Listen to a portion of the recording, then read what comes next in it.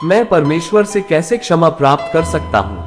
उत्तर, प्रेरितों के काम 13 वचन 38 घोषणा करता है कि इसलिए हे भाइयों, तुम जान लो कि इसी यीशु के द्वारा पापों की क्षमा का समाचार तुम्हें दिया जाता है। क्षमा क्या है तथा मुझे इसकी क्यों आवश्यकता है? शब्द क्षमा का अर्थ तख्ती को पोंछकर साफ करना, माफ करना, उधार को रद्द या निरस्त कर दिया जाना है।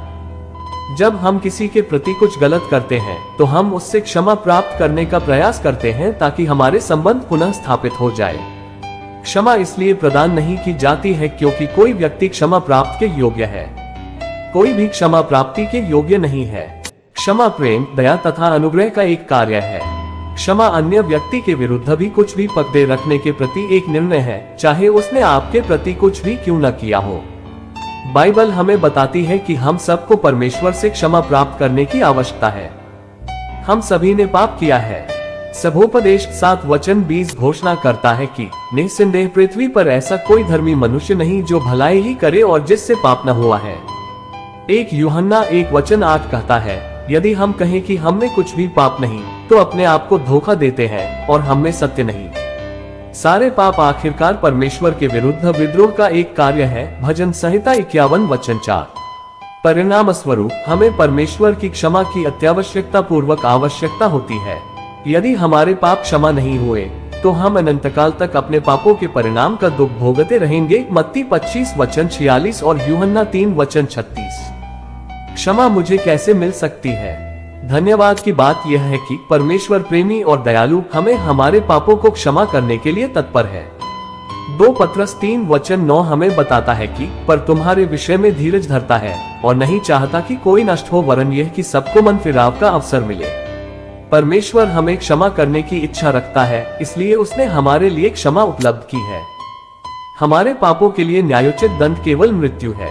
रोमियो 6 वचन 23 का आरंभिक हिस्सा यह बताता है कि क्योंकि पाप की मजदूरी तो मृत्यु है, अनंत मृत्यु ही वह है जिसे हमने अपने पापों के लिए अर्जित किया है। परमेश्वर अपनी पूर्ण योजना के अनुसार मनुष्य यीशु मसीह यूहन्ना 1 वचन 1 और 14 बना। यीशु क्रूस पर उस दंड को लेते हुए मरा जिसके लायक हम थे, अर्थात मृत्यु। 2 कुरिन्थियों 5 वचन 21 हमें शिक्षा देता है कि जो पाप से अज्ञात था उसी को उसने हमारे लिए पाप ठहराया कि हम उसमें होकर परमेश्वर की धार्मिकता बन जाएं। यीशु क्रूस पर उस दंड को लेते हुए मरा जिसके लायक हम थे। परमेश्वर के रूप में यीशु की मृत्यु ने समस्त संसार के पापों के लिए क्षमा का प्रबंध किया।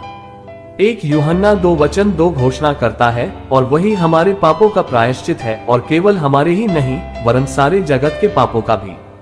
यीशु मुर्दों में से पाप और मृत्यु पर अपनी विजय की उद्घोषणा करते हुए जी उठे। 1 कुरिन्थियों 15 वचन 1 से 28।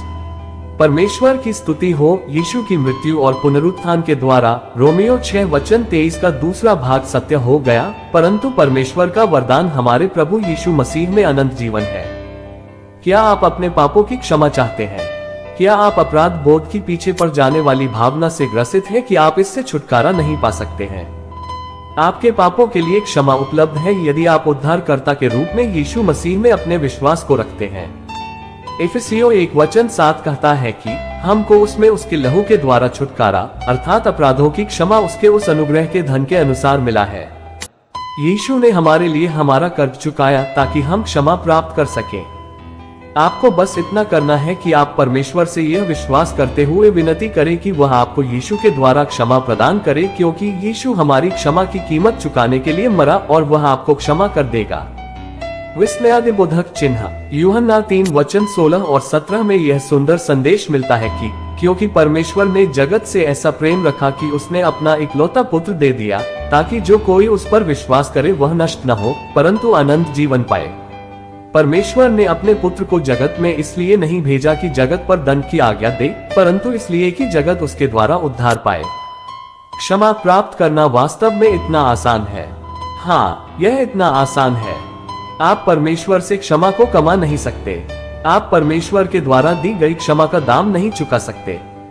आप केवल इसे विश्वास के माध्यम से परमेश्वर के अनुग्रह तथा दया के द्वारा प्राप्त कर सकते हैं। यदि आप यीशु मसीह को अपने उद्धारकर्ता के रूप में ग्रहण करना चाहते हैं तो यहाँ पर एक सरल प्रार्थना दी गई है जिसे आप कर सकते हैं।